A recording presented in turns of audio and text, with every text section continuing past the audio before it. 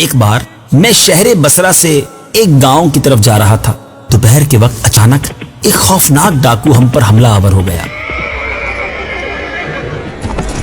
میرے ساتھی کو اس نے شہید کر ڈالا، ہمارا تمام مال و متاع چھین کر میرے دونوں ہاتھ رسی سے باندھے، مجھے زمین پر ڈالا اور فرار ہو گیا۔ میں نے جوں تو ہاتھ کھولے اور ایک جانب چل پڑا، مگر پریشانی کے عالم میں راستہ بھول گیا، یہاں تک کہ رات آ گئی۔ ایک طرف آگ کی روشنی دیکھ کر میں اسی سمت چل پڑا۔ کچھ دیر چلنے کے بعد مجھے ایک خیمہ نظر آیا۔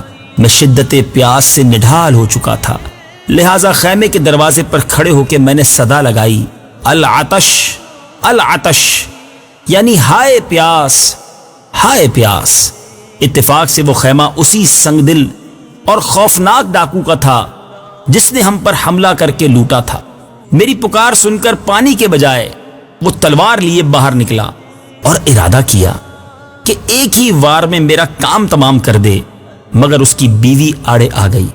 مگر وہ ڈاکو اپنی سخت دلی کے باعث مجبور تھا، اپنے ارادے سے باز نہ آیا اور مجھے گھسیٹتا ہوا دور جنگل میں لے آیا، میرے سینے پر چڑھ گیا، میرے گلے پر تلوار رکھ کر مجھے ذبح کرنے ہی والا تھا کہ یکایک جھاڑیوں کی طرف سے ایک شیر دھاڑتا ہوا برآمد ہوا۔ شیر کو دیکھ کر خوف کے مارے ڈاکو دور جا گرا، شیر نے جھپٹ کر اسے چیر پھاڑ ڈالا اور جھاڑیوں میں غائب ہو گیا۔ میں اس غیبی امداد پر اللہ عز و جل کا شکر بجا لایا۔ یہ واقعہ حضرت سیدنا شیخ عبداللہ شافعی علیہ رحمت اللہ القوی کا ہے۔ اے میرے میٹھے اسلامی بھائیوں اور سوشل میڈیا کے ناظرین، کبھی کسی پر ظلم نہ کیجیے۔ نبی پاک صلی اللہ تعالی علیہ وسلم کا فرمان ہے، جس نے بلا وجہ شرعی کسی مسلمان کو تکلیف دی اس نے مجھے تکلیف دی، اور نبی پاک فرماتے ہیں جس نے مجھے تکلیف دی اس نے اللہ عز و جل کو تکلیف دی۔